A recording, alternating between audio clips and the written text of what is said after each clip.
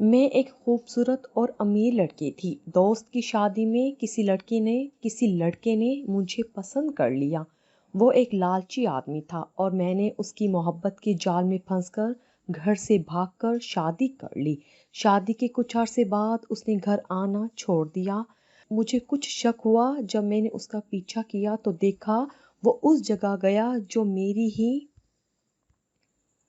شام کے 7:15 بج رہے تھے۔ رافیہ کچن میں کھانا بنانے میں مصروف تھی۔ ابھی تک اس کا شوہر شیراز آفس سے گھر نہیں آیا تھا، حالانکہ وہ روز 6:30 تک گھر آ جاتا تھا۔ البتہ اگر کبھی کبھار دیر ہو جاتی یا آفس میں کام زیادہ ہوتا تو وہ فون کر کے بتا دیتا تھا کہ وہ کب تک گھر واپس آئے گا، لیکن آج اس نے کال کر کے نہیں بتایا تھا۔ کھانا بنانے کے بعد رافیہ نے گھڑی پر وقت دیکھا تو 7:45 بج رہے تھے۔ رافیہ کی پریشانی بڑھی۔ وہ بڑبڑائی، یا اللہ خیر، شیراز ابھی تک کیوں نہیں آئے؟ اسی پریشانی کے عالم میں وہ اپنے بیڈ روم میں آ گئی۔ اس نے ڈریسنگ ٹیبل پر پڑا اپنا سیل فون اٹھایا اور شیراز کو کال کرنے لگی۔ دوسری طرف مسلسل بیل جاتی رہی لیکن شیراز نے کال ریسیو نہ کی۔ اب تو رافیہ کی حالت دیکھنی تھی۔ اس کے جسم میں کپ کپاہٹ طاری ہو چکی تھی اور دماغ میں طرح طرح کے خیالات آ رہے تھے۔ اس نے ایک بار پھر نمبر ملایا اور سیل فون کان سے لگا کر کمرے میں ٹہلنے لگی۔ اس کے چہرے سے پریشانی واضح تھی۔ شیراز، آپ فون کیوں نہیں اٹھا رہے؟ پلیز فون اٹھائیں۔ ٹہلنے کے ساتھ وہ عالم پریشانی میں بڑبڑائی۔ اس مرتبہ بھی ایسا ہی ہوا۔ دوسری طرف مسلسل بیل بجتی رہی لیکن شیراز نے فون نہ اٹھایا۔ اب تو رافیہ کو اور زیادہ پریشانی ہونے لگی۔ اس سے پہلے کہ وہ دوبارہ کال کرتی اسی لمحے ڈور بیل بج اٹھی تو رافیہ نے جلدی سے سیل فون واپس ڈریسنگ ٹیبل پر رکھا اور بیڈ روم سے نکل کر تیز تیز قدموں سے چلتی ہوئی بیرونی دروازے کی طرف بڑھ گئی۔ کون؟ دروازے کے قریب پہنچ کر اس نے احتیاطاً پوچھا۔ شیراز۔ یہ آواز سن کر سکون کی ایک لہر اس کے وجود میں دوڑ گئی۔ اس نے ایک ٹھنڈی سانس اپنے اندر انڈیلی اور کانپتے ہاتھوں سے دروازہ کھول دیا۔ شیراز اندر آ گیا۔ اسے دیکھ کر فائقہ کے چہرے پر کوسے قزح کے رنگ بکھر گئے۔ وہ آج سے پہلے کبھی اتنی پریشان اور فکر مند نہیں ہوئی تھی جتنی آج ہوئی تھی۔ اس نے محسوس کیا کہ شیراز آج غیر معمولی طور پر بے حد سنجیدہ ہے۔ حالانکہ وہ جب بھی آفس سے گھر آتا تھا تو اس کا چہرہ کھلا کھلا سا ہوتا تھا۔ اس کے علاوہ وہ خالی ہاتھ بھی نہیں آتا تھا۔ کبھی پھل، کبھی دہی بڑے، کبھی فروٹ چاٹ، یہاں تک کہ اگر برگر یا بروسٹ کھانا ہوتا تو وہ دوپہر کو فون کر کے بتا دیتا تھا کہ آج کھانا نہ بناؤ، میں برگر یا بروسٹ لیتا آؤں گا۔ السلام علیکم۔ رافیہ نے شیراز کو سلام کیا۔ وعلیکم السلام۔ شیراز سنجیدہ انداز میں جواب دیتے ہوئے بیڈ روم کی طرف بڑھ گیا۔ رافیہ نے دروازہ بند کیا اور اس کے پیچھے چلتی ہوئی بیڈ روم میں آ گئی۔ شیراز صوفے پر بیٹھا ہوا گہری سوچ میں مصروف تھا۔ شیراز، خیریت تو تھی؟ آج آپ دیر سے آئے ہیں۔ رافیہ اس کے قریب بیٹھتے ہوئے بولی۔ ہاں، آج آفس میں کام بہت تھا، وہ تھکاوٹ بھرے لہجے میں بولا، لیکن اس نے رافیہ کی طرف دیکھنے سے گریز کیا تھا۔ آج میں بہت تھک گیا ہوں۔ آپ ایک کال کر کے بتا ہی دیتے، میں تو بے حد پریشان ہو رہی تھی۔ رافیہ کیا، سوری یار، میں کام میں اتنا بیزی تھا کہ تمہیں کال کرنے کا وقت ہی نہیں ملا۔ شیراز نے دانستہ اسے نظر انداز کرتے ہوئے کہا۔ اس دوران اس نے جوتے اتار کر ایک طرف رکھ دیے تھے۔ اوکے، رافیہ نے زیادہ بحث نہ کی۔ کھانا لگا دوں؟ ہاں، تم کھانا لگاؤ، میں فریش ہو کر آتا ہوں، اس نے جرابیں اتارتے ہوئے کہا۔ آپ پوچھیں گے نہیں کہ میں نے آج کیا بنایا ہے؟ وہ صوفے سے اٹھنے لگا تو رافیہ نے کہا، تم نے یقیناً میری پسند کی چیز بنائی ہوگی۔ شیراز نے اس کی طرف دیکھتے ہوئے کہا۔ جی بالکل، لگائیے اندازہ۔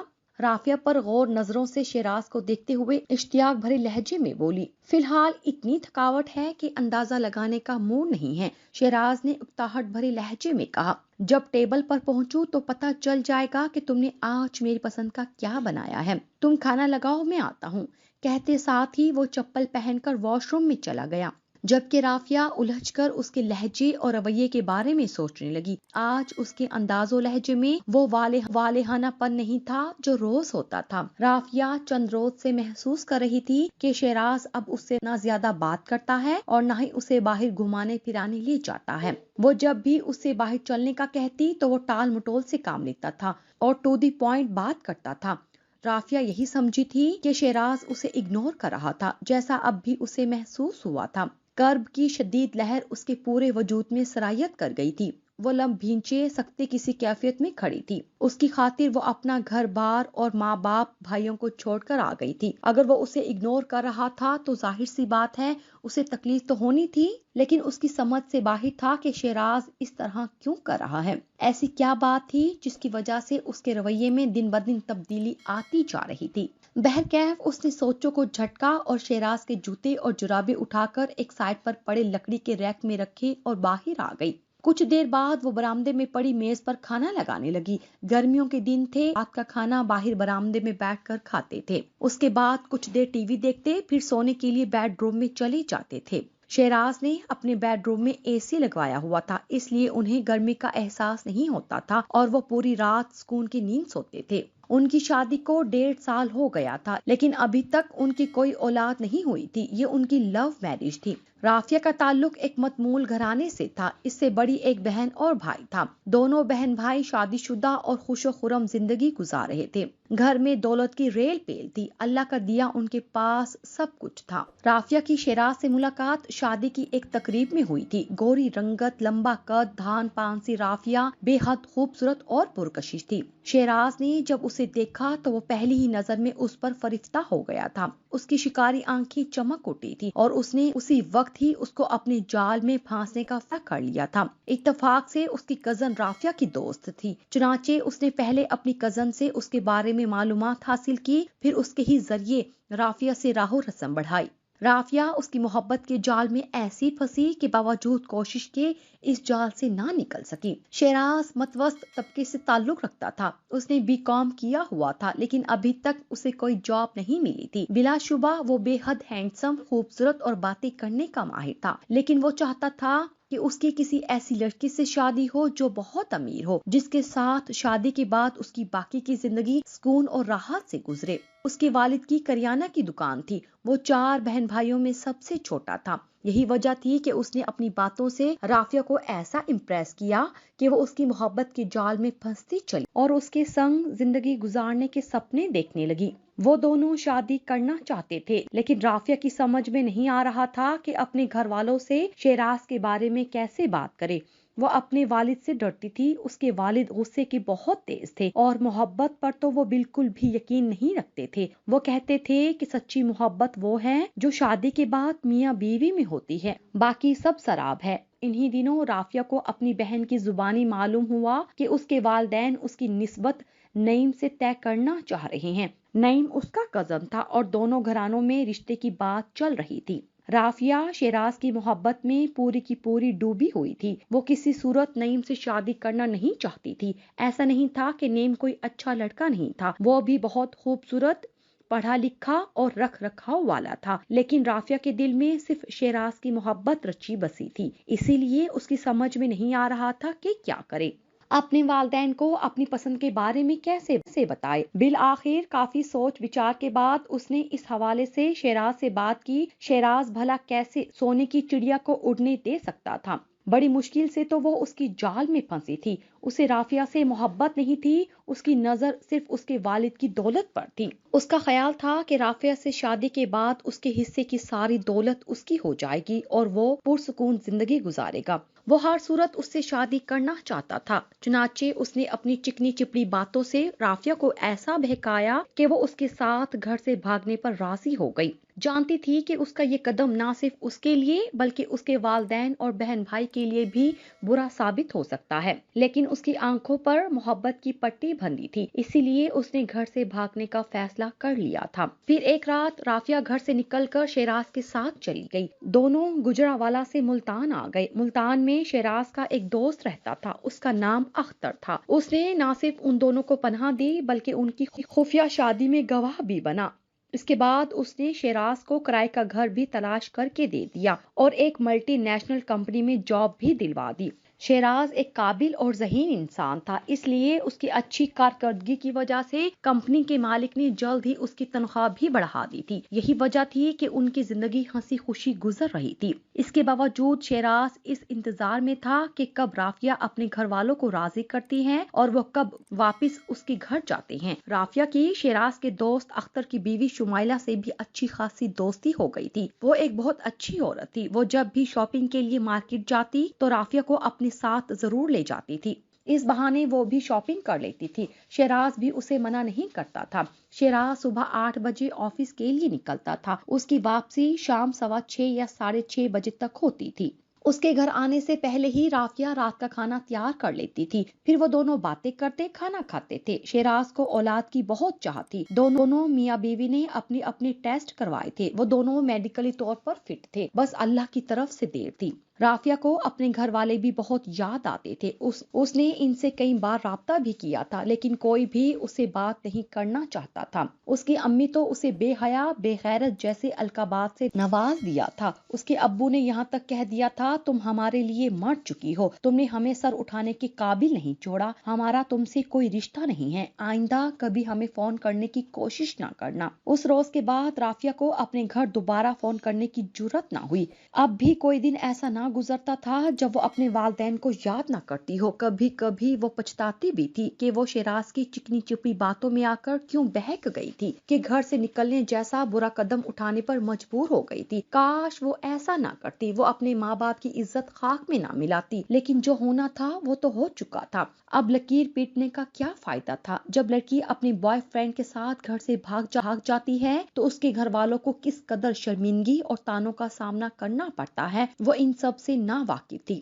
اگلے روز بھی شیراز دفتر سے لیٹ گھر آیا تھا۔ اس روز بھی اس نے رافیہ کو فون کر کے دیر سے آنے کا نہیں بتایا تھا۔ جب رافیہ نے اسے کال کرنے کی کوشش کی تو اس کا فون بند تھا۔ وہ پریشانی میں گھر گئی تھی۔ جب شیراز گھر واپس آیا تو رافیہ نے اس سے پہلا سوال یہی کیا کہ اس نے گھر لیٹ آنے کے بارے میں اسے کیوں نہیں بتایا۔ شیراز نے اس روز بھی یہی جواب دیا تھا کہ دفتر میں بہت کام ہے، اس لیے وہ فون نہیں کر سکا۔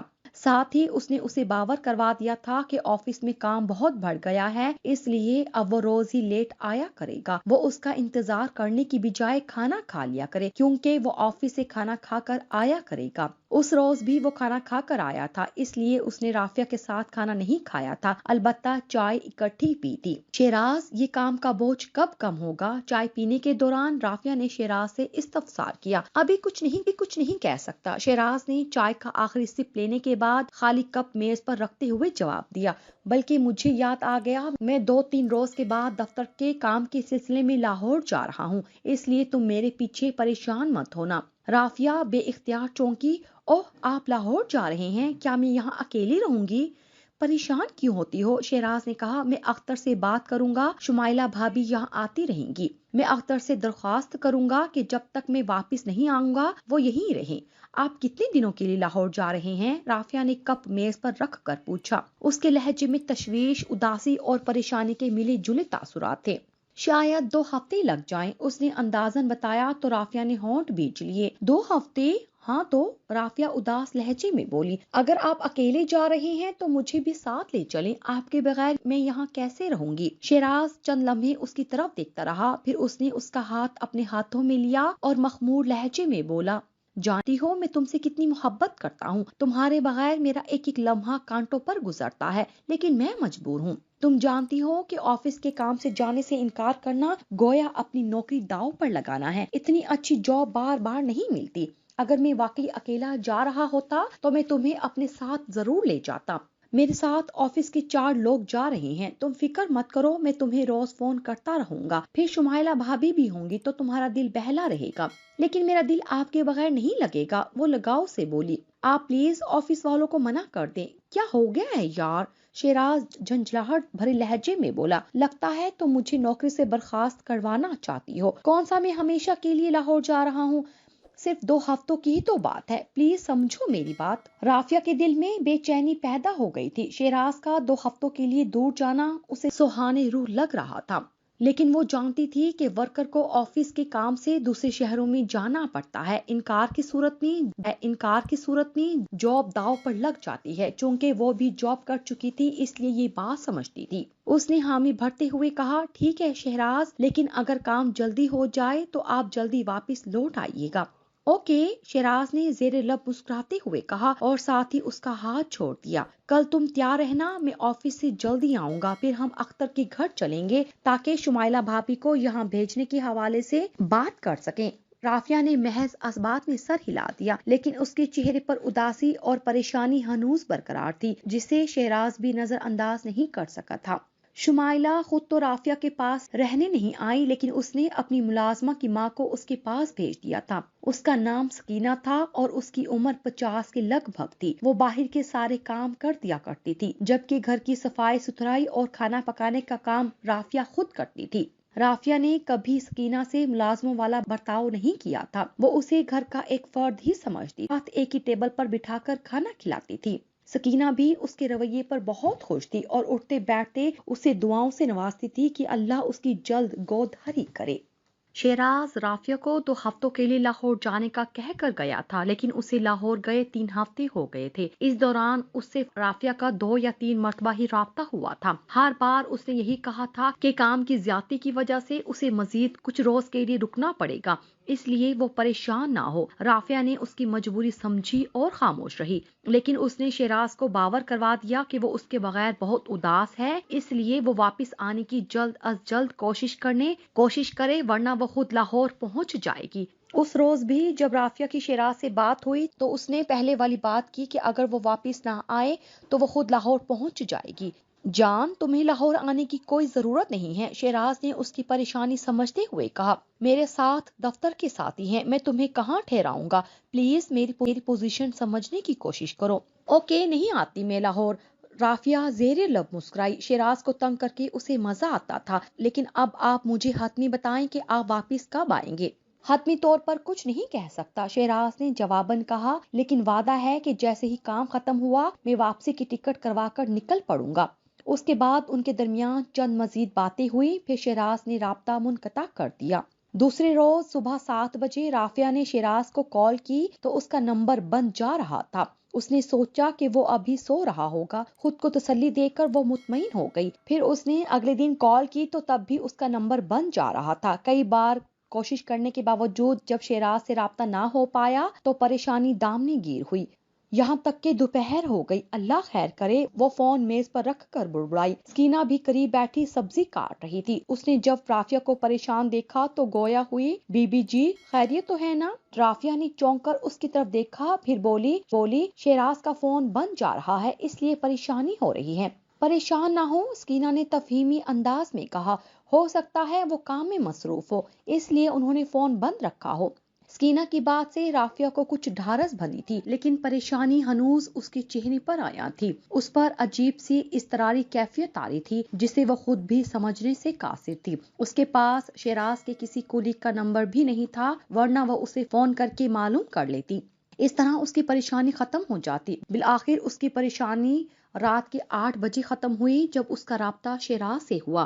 وہ شکوہ کرتے ہوئے بولی، شیراز آپ کا فون کیوں بند تھا؟ جانتے ہیں میں کتنی پریشان تھی، ایک ایک پل انگاروں پر لوٹ رہی تھی کہ کہیں آپ کو خدا نخواستہ کچھ ہو نہ گیا ہو۔ شیراز نے بے ساختہ کہکا لگایا، سوری جان، دراصل آج دفتری کام کے سلسلے میں اتنا مصروف تھا کہ فون چارج کرنے کی بھی فرصت نہیں ملی۔ ابھی ہوٹل آیا ہوں تو دیکھا کہ فون آف ہے۔ میں جانتا تھا کہ سیل فون بند ہونے کی وجہ سے تم پریشان ہوگی، اس لیے پہلی فرصت میں تمہیں کال کی۔ اس کی بات سن کر رافیہ نے لمبی اور پرسکون سانس کھینچی۔ اس کے چہرے پر بھی اطمینان پھیل گیا تھا۔ پلیز آپ اپنا فون چارج رکھا کریں، وہ نرم لہجے میں بولی۔ جو حکم آپ کا۔ شیراز کی شوخ آواز اس کی سماعتوں سے ٹکرائی تو وہ بھی زیر لب مسکرائی۔ اور کوئی بات ہے کرنے والی؟ دراصل میں بے حد تھکا ہوا ہوں، سونا چاہتا ہوں۔ اچھا ٹھیک ہے، رافیہ نے کہا، بس یہ بتا دیں کہ آپ کی واپسی کب ہے؟ بس کچھ دن اور، شیراز نے پرسوچ انداز میں جواب دیا۔ مثلاً کتنے دن اور؟ شاید 4 روز۔ ٹھیک ہے، میں شدت سے انتظار کر رہی ہوں۔ اوکے، اللہ حافظ۔ رافیہ نے بھی اللہ حافظ کہا تو دوسری طرف سے رابطہ منقطع ہو گیا۔ اس نے سیل فون ٹیبل پر رکھا اور ایک گہری سانس بھر کر ٹی وی کی طرف متوجہ ہو گئی۔ شیراز سے بات کر کے اس کی ساری پریشانی دور ہو گئی تھی اور اب وہ سکون سے سو سکتی تھی۔ ٹھیک 4 روز بعد شیراز کی واپسی تھی۔ تقریباً 1 مہینہ بعد رافیہ اس کی شکل دیکھ پائی تھی۔ یہی وجہ تھی کہ وہ خوشی سے نہال ہو گئی تھی۔ اس نے اس رات شیراز کی پسند کا کھانا تیار کیا تھا۔ شیراز نے بڑی رغبت سے کھانا کھایا تھا۔ کھانے کے بعد رافیہ شیراز سے لاہور ٹور کے بارے میں پوچھنے لگی اور وہ مختصر طور پر سوچ کر بتاتا رہا۔ شب و روز اپنے معمول کے مطابق گزرتے رہے۔ 1 ہفتے تک تو شیراز شام کو وقت پر آتا رہا، لیکن اس کی روٹین پھر بدلنے لگی، وہ پھر لیٹ آنے لگا۔ یہاں تک کہ رات کے 11 بج جاتے تھے۔ وہ وقت پر کھانا تیار کر لیتی تھی اور جب شیراز آتا تو وہ کھاتی تھی، لیکن اب تو شیراز رات کا کھانا بھی آفس میں ہی کھا کر آنے لگا تھا۔ ایک روز پھر شیراز نے رافیہ سے کہہ دیا کہ وہ اس کا انتظار کرنے کی بجائے کھانا کھا لیا کرے۔ رافیہ کو شیراز کے بغیر کھانا اچھا نہیں لگتا تھا، لیکن آخر کیا کرتی، زندہ رہنے کے لیے کھانا پینا بھی تو ضروری تھا، اسی لیے وہ چند لقمے زہر مار کر لیتی تھی۔ اس بات کو شیراز نے بھی محسوس کیا تھا، لیکن اس نے رافیہ سے بات نہیں کی تھی۔ اس کا انداز ایسا تھا جیسے اسے پرواہ ہی نہ ہو کہ رافیہ کھانا کھاتی بھی ہے یا نہیں، یا اگر کھاتی ہے تو کم کیوں کھاتی ہے۔ یہ چند روز قبل کی بات تھی۔ اس روز شیراز آفس سے گھر جلدی آ گیا تھا۔ آتے ہی اس نے رافیہ سے کہا، رافیہ میرا سوٹ کیس تیار کر دو، کیا آپ کہیں جا رہے ہیں؟ رافیہ کو حیرت ہوئی۔ ہاں، اس نے سر کو جنبش دیتے ہوئے جواب دیا، آج پھر مجھے آفس کے کام کے سلسلے میں لاہور جانا ہے، اس لیے آج گھر جلدی آیا ہوں۔ کیا؟ رافیہ نے ہونٹ کھینچ لیے۔ میں جانتا ہوں تمہیں یہ سن کر افسوس ہوا ہے، تم مجھ سے دوری برداشت نہیں کر سکتی۔ شیراز اسے محبت پاش نظروں سے دیکھتے ہوئے بولا، لیکن کیا کروں میں بہت مجبور ہوں، یہ دفتری تقاضے ہوتے ہیں۔ میں نے اپنے باس سے کہا بھی تھا کہ مجھے اس بار لاہور نہ بھیجیں، پیچھے میری اکلوتی بیوی اداس رہتی ہے، لیکن انہوں نے میری ایک نہ سنی، حکم صادر کر دیا کہ نہیں، آپ کو آج رات ہر صورت لاہور جانا ہے۔ سو ان کی ماننا پڑی۔ رافیہ کے دل میں اداسی بھر گئی تھی۔ ایک بار پھر تنہا رہنے کا وقت آ گیا تھا۔ کتنے دنوں کے لیے جا رہے ہیں؟ شاید ایک ہفتے کے لیے، شیراز نے بتایا، لیکن میری کوشش ہوگی کہ میں جلد از جلد واپس آؤں۔ اکیلے جا رہے ہیں یا؟ شیراز نے اس کی بات کاٹی، نہیں، وہی 4 کلیگ بھی ساتھ ہیں۔ اچھا، اس نے سر ہلاتے ہوئے ہم شیراز لاہور چلا گیا تھا اور وہ اپنے بیڈ روم میں تنہا تھی۔ وہ بیڈ کے ساتھ ٹیک لگائے گہری سوچوں میں غرق تھی۔ شیراز نے جانے سے پہلے اختر کو کہہ دیا تھا کہ وہ اپنی ملازمہ سکینہ کو اس کے گھر بھیج دے۔ سکینہ رات 8 بجے ہی آ گئی تھی اور وہ دوسرے کمرے میں سو رہی تھی۔ اس رات رافیہ کو ایک بار پھر شدت سے اپنے والدین اور بھائی یاد آئے تھے۔ اس کا دل کر رہا تھا کہ وہ ان کی آوازیں سنے، ان سے ملنے کا مطالبہ کرے، لیکن چاہنے کے باوجود بھی وہ ان میں سے کسی سے رابطہ نہیں کر سکی، کیونکہ انہوں نے اس کا نمبر بلاک کر دیا تھا۔ اس کے پاس دوسرا نمبر بھی نہیں تھا جس سے وہ ان سے رابطہ کرتی۔ سکینہ کے پاس بھی فون نہیں تھا، ورنہ وہ اس کے نمبر سے کال کرتی۔ اسی طرح ایک ہفتہ مزید گزر گیا اور شیراز کی واپسی نہ ہوئی اور نہ ہی اس نے رافیہ سے رابطہ کیا۔ رافیہ جب بھی اسے کال کرتی تو اس کا فون بند ہی ہوتا تھا۔ وہ اپنے دل کو یہی تسلی دیتی تھی کہ شاید وہ کام میں بیزی ہوگا، جب فری ہوگا تو اسے کال کر لے گا، لیکن اس کی یہ خوش گمانی ہی رہی۔ ایک ہفتے کی بات تھی، حسب معمول سکینہ سبزی لینے بازار گئی ہوئی تھی اور رافیہ گھر کی صفائی ستھرائی میں مصروف تھی۔ سکینہ کو گئے کافی دیر ہو گئی تھی۔ رافیہ نے گھڑی پر وقت دیکھا تو اسے گئے ہوئے کم از کم 40 منٹ ہو رہے تھے۔ وہ 15-20 منٹ میں سبزی لے کر آ جاتی تھی۔ سکینہ 1 گھنٹے کے بعد سبزی لے کر آئی تو رافیہ نے اس سے استفسار کیا، اماں کہاں رہ گئی تھی آپ؟ بہت دیر لگا دی آج آپ نے۔ بیٹا، راستے میں میری طبیعت خراب ہو گئی تھی، چکر آنے لگے تھے، اس لیے میں اپنی نند کے گھر چلی گئی تھی۔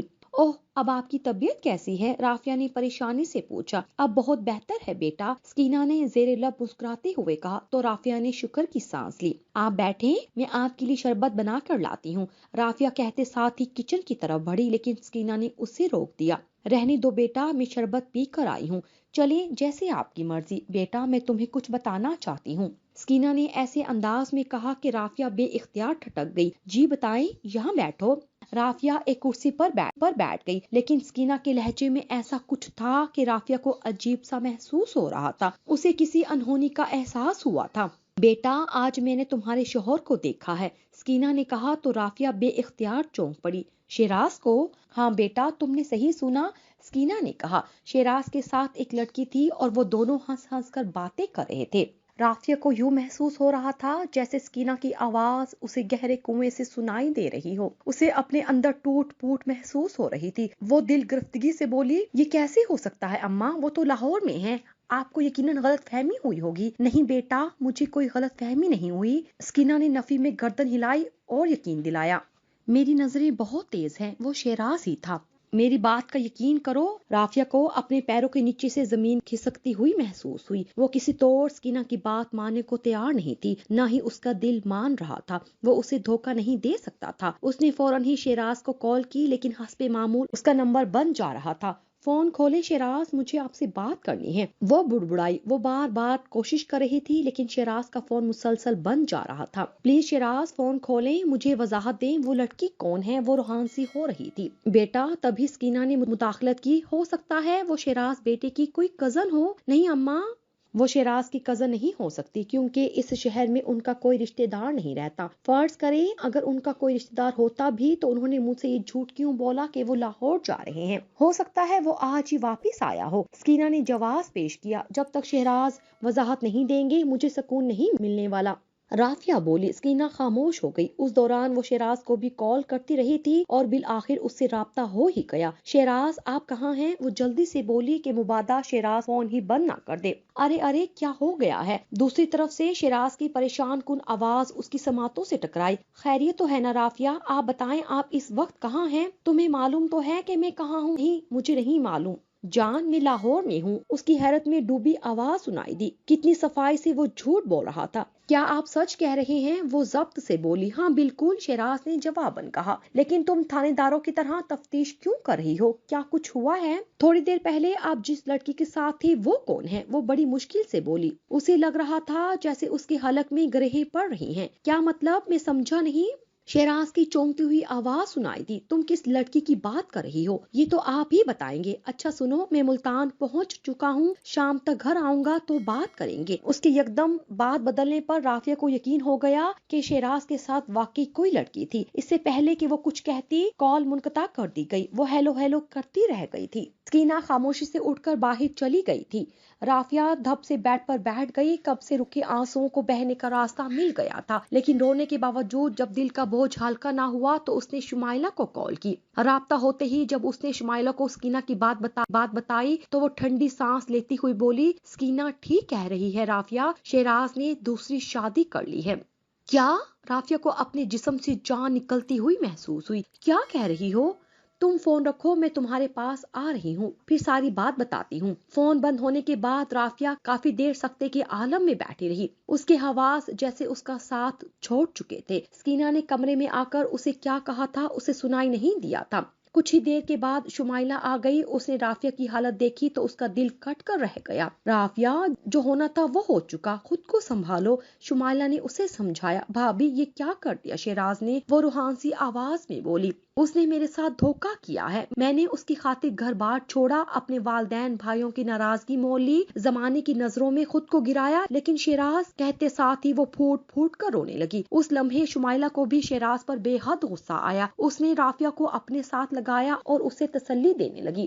مجھے اختر نے کہا دیا ہے کہ تم دونوں نے گھر سے بھاگ کر شادی کی ہے۔ رافیہ، گھر سے بھاگ کر رشتے نہیں بنائے جاتے، شمائلہ ناصحانہ انداز میں بولی۔ ایسے رشتے کبھی پائیدار اور انمول نہیں ہوتے۔ ایسے اقدام اٹھانے سے پچھتاوے کے علاوہ کچھ نہیں ملتا۔ یہاں تک کہ والدین اور بہن بھائیوں سے بھی رشتے ناطے ٹوٹ جاتے ہیں۔ تم ٹھیک کہہ رہی ہو، رافیہ دل گرفتگی سے بولی۔ اس کی آنکھوں سے آنسو روا تھے۔ شیراز نے واقعی رافیہ کو دھوکے میں رکھا تھا کہ وہ لاہور جا رہا ہے۔ اس نے آفس میں یہ بہانہ بنا کر چھٹیاں لی تھی کہ اس کے والد کی طبیعت خراب ہو گئی ہے اور اسے اچانک سے راولپنڈی جانا پڑ گیا ہے۔ نکاح سے ایک ہفتہ پہلے ہی ماہین نے جاب چھوڑ دی تھی۔ ماہین اس کی کولیگ تھی اور آفس میں ہی ان دونوں کو ایک دوسرے سے محبت ہوئی تھی۔ وہ طلاق یافتہ تھی۔ وہ امیر زادی اور والدین کی اکلوتی بیٹی تھی۔ اس کے والدین کو بھی دونوں کے رشتے پر کوئی اعتراض نہیں تھا، اس لیے سادگی سے ان کا نکاح کر دیا گیا۔ وہ ہنی مون منانے مری گئے تھے ہوئی تھی۔ ایک مارکیٹ میں اختر نے انہیں دیکھ لیا تھا۔ اس نے شیراز سے ماہین کے متعلق استفسار کیا تو اس نے سچ اگل دیا اور ساتھ ہی یہ درخواست بھی کی کہ وہ اس سلسلے میں رافیہ کو کچھ نہ بتائے۔ عورتوں کے بارے میں مشہور ہے کہ عورتیں پیٹ کی ہلکی ہوتی ہیں، وہ راز کو راز نہیں رکھ سکتی، کسی نہ کسی موقع پر کسی اور کو راز بتا دیتی ہیں، لیکن یہاں اختر پیٹ کا ہلکا ثابت ہوا تھا۔ اس نے شیراز سے وعدہ تو کر لیا تھا لیکن اپنے وعدے پر قائم نہ رہ سکا اور اس نے شمائلہ کو بتا دیا۔ شمائلہ کو یقین ہی نہیں آیا تھا لیکن سوائے افسوس کی وہ کیا کر سکتی تھی۔ رافیہ شمائلہ سے الگ ہوئی، اس کی آنکھوں سے آنسو روا تھے۔ وہ نمناک لہجے میں بولی، بھابی، شیراز نے تو مجھ سے ساری زندگی ایک ساتھ جینے اور ایک ساتھ مرنے کے وعدے کیے تھے، پھر ان وعدوں کا کیا ہوا؟ مجھے افسوس ہے کہ تم نے شیراز پر اعتبار کیا۔ شمائلہ کفے افسوس ملتی ہوئی بولی، مرد وفا نہیں کرتے، زندگی کے کسی نہ کسی موڑ پر بے وفائی کر جاتے ہیں۔ کوئی خوبصورت اور امیر لڑکی دیکھی، بس اس پر لٹو ہو گئے۔ کیا اختر بھائی بھی بے وفا ہیں؟ رافیہ نے استفسار کیا۔ میں سارے مردوں کی بات نہیں کر رہی، شمائلہ نے تصدیق کی۔ ایسے بھی مرد موجود ہیں جو اپنے وعدے کے پکے اور با وفا ہوتے ہیں، لیکن وہ نمک میں آٹے کے برابر ہوتے ہیں۔ اب میں کیا کروں بھابی؟ صبر، مجھ سے صبر نہیں ہوگا بھابی، تو پھر کیا کرو گی؟ میں شیراز سے فائنل بات کروں گی، رافیہ فیصلہ کن لہجے میں بولی تو شمائلہ نے ہونٹ بھینچ لیے۔ وہ جانتی تھی کہ عورت ہر دکھ غم برداشت کر سکتی ہے لیکن سوکن برداشت نہیں کر سکتی۔ وہ بہت حوصلہ مند عورتیں ہوتی ہیں جو سوکن کو برداشت کر لیتی ہیں، لیکن اتنا حوصلہ رافیہ میں نہیں تھا۔ شام کو شیراز گھر آیا تو رافیہ کے چہرے کے تاثرات دیکھ کر سمجھ گیا کہ اسے اس کی دوسری شادی کے بارے میں معلوم ہو گیا ہے۔ اسے کوئی شرمندگی یا پریشانی نہیں تھی، وہ تو شاید اس وقت کو پچھتا رہا تھا جب اس نے رافیہ سے شادی کی تھی۔ اس نے کیا سوچا تھا اور اس کے ساتھ کیا ہوا تھا؟ رافیہ، شیراز، اس سے پہلے کہ شیراز مزید بولتا، رافیہ نے اس کی بات کاٹتے ہوئے کہا، مجھے سب پتا ہے، آپ ایک دھوکے باز اور فلرٹ مرد ہیں۔ آپ نے مجھے دھوکہ دیا ہے، میرے ساتھ بے وفائی کی ہے۔ میں نے آپ کی محبت میں اپنا گھر بار چھوڑا، والدین کو ناراض کیا جو ابھی تک مجھے قبول کرنے کو تیار نہیں ہیں، اور آپ نے دوسری شادی کر لی۔ کیوں شیراز؟ آپ نے ایسا کیوں کیا؟ مجھ میں کیا کمی ہے؟ کیا میں خوبصورت نہیں ہوں؟ میں نے تم سے کوئی بے وفائی نہیں کی اور نہ ہی دھوکہ دیا ہے۔ شیراز نے کہا، میں نے تم سے صرف تمہاری دولت کی خاطر شادی کی تھی۔ میرا خیال تھا کہ ہماری شادی کے بعد نہ صرف تمہارے گھر والے راضی ہو جائیں گے بلکہ تمہارے حصے کی دولت تمہیں دیں گے اور میں اس دولت سے کوئی اچھا سا بزنس کروں گا، لیکن افسوس سب کچھ الٹا ہوا ہے۔ نہ تمہارے گھر والوں نے ہماری شادی کو قبول کیا اور نہ ہی تمہیں تمہاری دولت ملی، اور میں تمہاری خاطر یہاں دھکے کھانے پر مجبور ہو گیا۔ مجھے ٹکے ٹکے کی آدمی کی باتیں سننی پڑتی ہیں جو مجھ سے برداشت نہیں ہوتی تھی۔ رافیہ گنگ سی کھڑی شیراز کو دیکھتی رہ گئی۔ اس کے دماغ میں دھماکے۔ اس نے شیراز کی باتوں سے یہی نتیجہ اخذ کیا تھا کہ اسے کوئی محبت نہیں تھی۔ کیا آپ نے صرف میری دولت کے لیے مجھ سے شادی کی تھی؟ رافیہ کو یقین نہیں آ رہا تھا۔ ہاں، شیراز نے اطمینان سے جواب دیا تو رافیہ صوفے پر گرنے والے انداز میں بیٹھ گئی۔ اسے اپنا سر چکراتا ہوا محسوس ہو رہا تھا۔ شیراز مزید بول رہا تھا، جانتی ہو تم میری دوسری بیوی ہو، تم سے پہلے بھی میں نے ایک امیر لڑکی سے شادی کی تھی لیکن وہ امیر نہیں تھی، اس نے اپنی امیری کا دکھاوا کیا تھا، میں نے اسے بھی چھوڑ دیا۔ تم سے شادی کر کے میں نے سوچا تھا کہ اب میری باقی کی زندگی سکون سے گزرے گی، لیکن نہیں، بالآخر میں نے ماہین سے شادی کر لی۔ وہ بہت امیر ہے، اس کے باپ کا بہت بڑا بزنس ہے جو اب میں سنبھالوں گا۔ کہتے ساتھ ہی اس کے چہرے پر طمانینت برس رہی تھی۔ رافیہ کو ایسے محسوس ہو رہا تھا جیسے وہ ابھی بے ہوش ہو کر صوفے سے زمین بوس ہو جائے گی۔ یہ انکشاف اس کے لیے سب سے بڑا دکھ تھا کہ شیراز نے اس سے پہلے بھی شادی کی تھی۔ شیراز، آپ کو ہم زندگیاں برباد کرنے سے پہلے کیا خدا کا خوف نہیں آیا تھا؟ رافیہ روتی ہوئی بولی، کیسا خوف؟ وہ استہزائیہ انداز میں بولا، میں کوئی غلط کام تو نہیں کر رہا، اپنے اچھے مستقبل کے بارے میں سوچنا اور اسے سنوارنا ہر انسان کا حق ہے۔ اگر میں نے ایسا سوچا اور کیا تو اس میں کیا گناہ ہے؟ ویسے بھی مرد 4 شادیاں کر سکتا ہے۔ آپ بہت ڈھیٹ انسان ہیں، آپ نے میرا دل توڑا ہے، میری معصومیت اور محبت کا فائدہ اٹھایا ہے، میں آپ کو کبھی معاف نہیں کروں گی، اللہ آپ کو اس کی سزا ضرور دے گا۔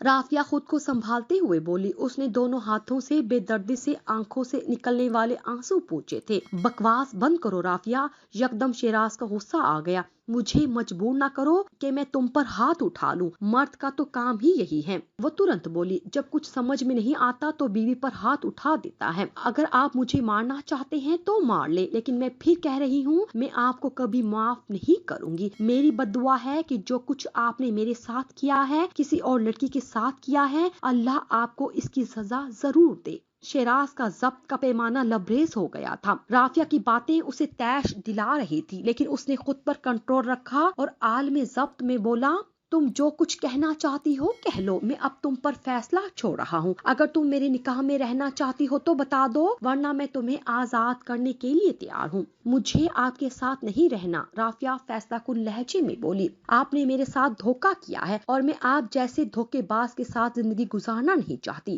یعنی تم طلاق لینا چاہتی ہو؟ ہاں، مجھے طلاق چاہیے۔ اچھی طرح سوچ لو رافیہ، شیراز ڈٹائی سے بولا، میں نے اچھی طرح سوچ لیا ہے، رافیہ نے ٹھوس لہجے میں کہا، آپ کے نکاح میں رہنے سے بہتر ہے کہ میں تنہا زندگی گزار لوں۔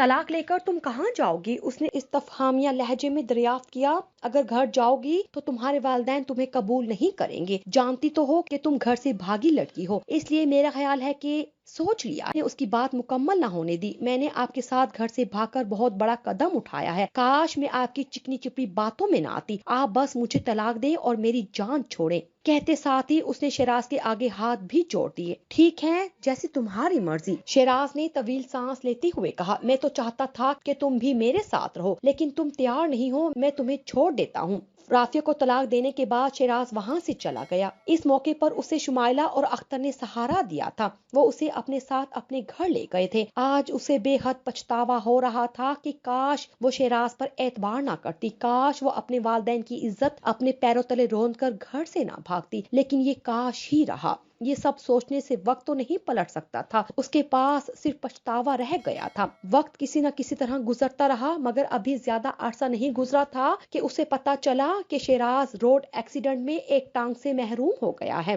جبکہ اس کی بیوی ماہین زخمی ہو گئی تھی۔ رافیہ نے سوچا کہ شاید یہ قدرت کی طرف سے شیراز کو اپنے کیے کی سزا ملی ہے۔ بے شک اللہ بہتر انصاف کا